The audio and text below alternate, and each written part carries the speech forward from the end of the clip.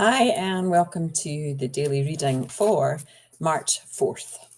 So March 4th's reading is coming from Affirmations for the Inner Child by Rokelle Lerner, who's also the author of Daily Affirmations for Adult Children of Alcoholics.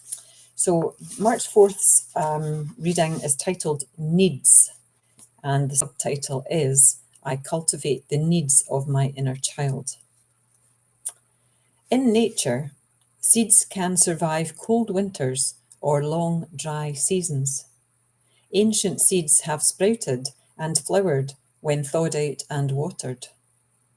As an adult in recovery, I have discovered beautiful old seeds that have survived my painful childhood. Each seed contains unfulfilled needs. At first, I did not know even their names. Each one was small and dark, hard and closed.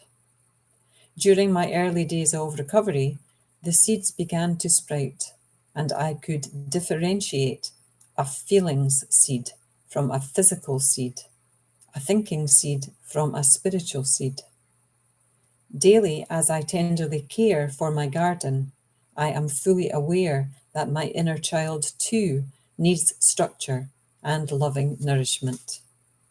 Today, I will meet the needs of my inner child with precision. I will cultivate her growth with confidence and faith. Oh, that's a beautiful, beautiful, beautiful reading. I love it. I love it. I love when, when authors talk about the seeds, the seeds that are within us that we can water and help grow, because everything we need in this lifetime is within us. It just needs accessed. So it needs nourished, needs watered, needs attention. But everything is in there. So it's interesting that she talks about the painful childhood, that there's old seeds that have survived whatever you went through in your childhood, have survived whatever you went through in your early adulthood. And because this book is written and aimed at, recovery, like, a couple of the other books that I read from, we're all recovering from something, I think. It doesn't mean that it's maybe a huge trauma that we had, doesn't mean that it was an addiction, but I think all of us in our adulthood are having to recover from something in our earlier life. So that's why we're all in recovery. And I think that's a really good way to think about other people. We're all in recovery of some sort. We're not the odd man out if we're in recovery. Everybody is recovering from something. And I think somehow that makes life feel easier.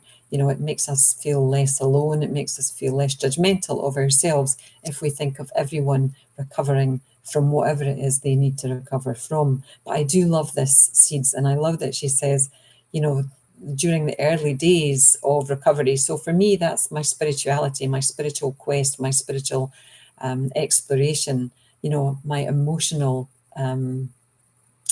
experiment with myself, with the batch flower remedies. I am more and more exploring, which emotion it is and what depth it's at and what layer I'm in. And, I mostly will have fun with it now when I try to work out what exactly it is I'm feeling, or when I've had an explosion, talking to myself about, well, where did that come from, Linsey? Because I still have explosions. I had one in the car yesterday when I was driving, and driving is my place of my most explosions, shall we say. I still haven't got that one sussed, but I do love what this author says about, that she began to differentiate between a feeling and a physical need. Like there was a feeling seed and a physical seed. There was a thinking seed and a spiritual seed. She began to be able to differentiate between what it was that she was feeling, cultivating, needing to nourish so that she could do that. So daily, as she tenderly cares for her garden. Now, isn't that great that you can think of yourself as a garden? And gardens need tended for the most part. Yes, we can let a wild cottage garden grow and just be beautiful. And that would be okay for us if we let ourselves go and we let ourselves just be, because, we don't. We have these restrictions on ourselves usually. We don't let ourselves like just bloom and blossom and be all that we are, you know, in the way that a cottage garden would. And maybe that's the invitation today, is to explore how much you let yourself, you know, be that cottage garden, how much you nurture your garden, how much you tend it.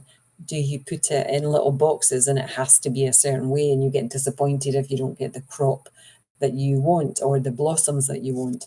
You know, it's a way to think about, you know, the way you live your life is to tend to yourself like a garden, or look at yourself as if you were a garden. So that's my invitation today, and my 5 minutes are up. Namaste, love to you all. Bye now. Bye.